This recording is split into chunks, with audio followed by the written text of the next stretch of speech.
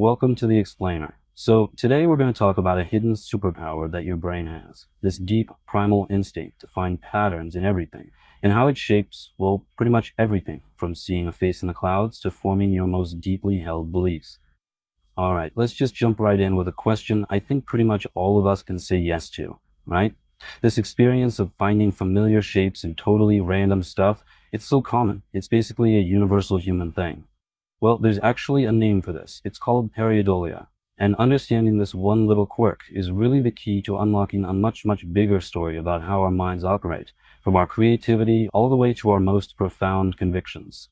So what's the deal with this? Is it just some kind of funny glitch in our brains? A little party trick? Well, it turns out this isn't a bug in our system at all. It's a feature, and it's got some incredibly deep evolutionary roots. Okay, so let's take a step back in time. How did this pattern-seeking thing get so deeply wired into our DNA? Well, as we're about to see, for our ancestors, it was literally a matter of life and death. Think about it, right?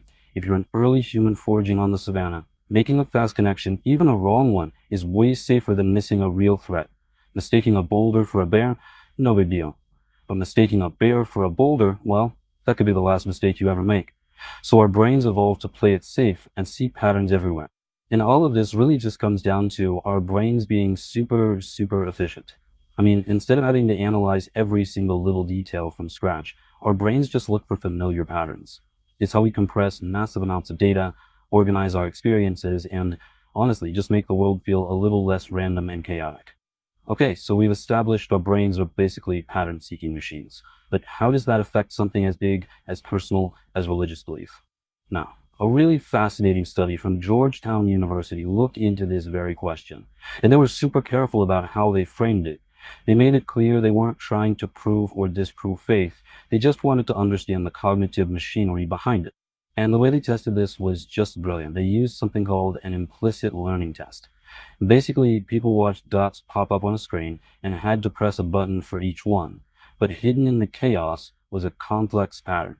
And the people who were best at this started hitting the button before the dot even appeared, without having any conscious idea why they were doing it. And this is where it all connects, the big reveal. The study found that the people who were better at subconsciously picking up on these hidden patterns were also more likely to believe in a higher power, some kind of divine source creating order in the universe. It's almost like their brains are just naturally tuned to find meaning and structure in the world. And what's just incredible about this is that this connection held true across two completely different cultures. In the US, with mostly Christian participants, and in Afghanistan, with mostly Muslim participants. That really suggests that there might be a common neurological basis for belief that goes way beyond any specific religion. But this powerful innate drive to find patterns in meaning, it doesn't just shape our spiritual beliefs. It can also take us down a very different kind of rabbit hole, right into the world of conspiracy theories. And this is where that same pattern-seeking engine we've been talking about can kind of go haywire, connecting dots that maybe, just maybe, have no real connection at all. So Skeptic Magazine actually breaks this kind of thinking down into two key ideas. First, you've got patternicity. That's just our tendency to connect the dots.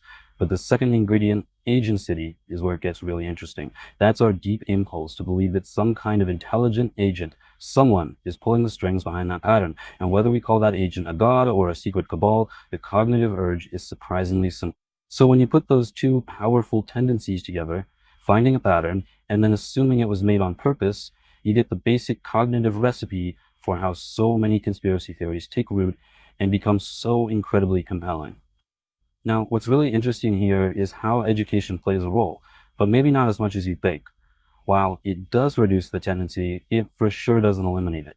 So yeah, the number drops from 42% for people with no high school diploma, but look at that. It's still 22% for folks with postgraduate degrees.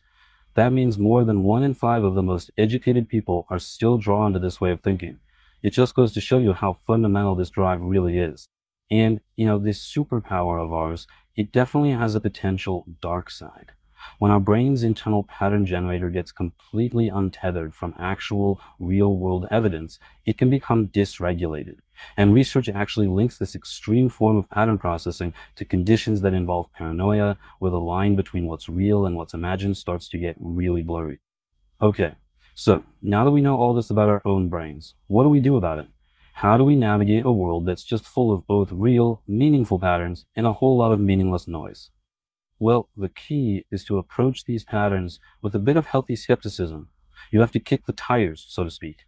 Before you just accept a pattern as reality, you gotta test it. A really solid theory isn't built on a handful of weird coincidences. It's supported by lots and lots of evidence from different independent places, all pointing in the same direction. So at the end of the day, here's what it all comes down to. This pattern seeking ability we have is a genuine superpower. It's the foundation of creativity, of learning, of our entire search for meaning. But just like any power, it takes wisdom to use it right. The real challenge isn't whether we connect the dots. We can't help it. The real challenge is knowing when the connections aren't actually there.